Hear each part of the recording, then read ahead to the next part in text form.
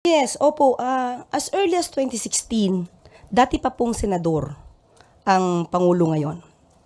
Nagpasalamat na po ang Pangulo, 2016 pa po, sa Supreme Court na nagbigay ng desisyon na dapat ilibing ang kanyang ama sa libingan ng mga bayani. Nagpasalamat din po siya. At babasahin ko po ang mensahe. 2016 pa po ito na magpasalamat ang dating Senador Bongbong Marcos. And I quote, "We also would like to extend our sincerest gratitude to President Rodrigo Duterte as his unwavering commitment to this issue sustained us this past several months. Our family will forever be thankful for this kind gesture." Noon pa po sila nagpasalamat. At sinabi nga nila, forever silang tatanaw ng utang na loob sa napakagandang gesture ng dating Pangulong Duterte. Pero ang pagtanaw po ng utang na loob ay hindi dapat madiskaril at hindi dapat magtraidor sa batas at sa hustisya.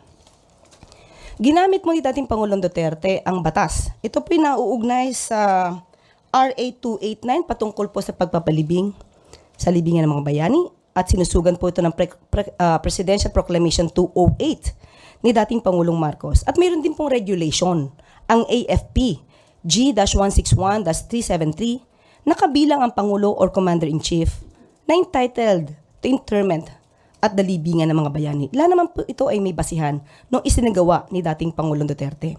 Ang pagpapaaresto naman po o pagsusurrender kay dating Pangulong Duterte sa ICC ay meron din pong kaugnayan na batas at meron po tayong sinusunod na commitment para sa Interpol. Ngayon, hindi po dapat mahinto ng utang na loob ang pagpapatupad ng batas.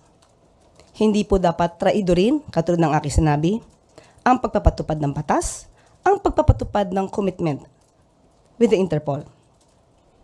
Hindi po dapat na dahil lang kaibigan o dahil naging kasama, hindi na po tutuparin ang batas at tatraidorin na po ang konstitusyon dahil lamang sa utang na loob.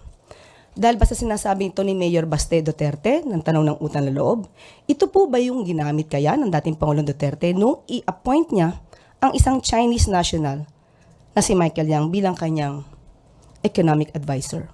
Hindi po ba ito pagtataksil? Dahil isang Chinese national ang inappoint bilang economic advisor. Dahil din po ba ito sa utang na loob? Tanong lang po yan.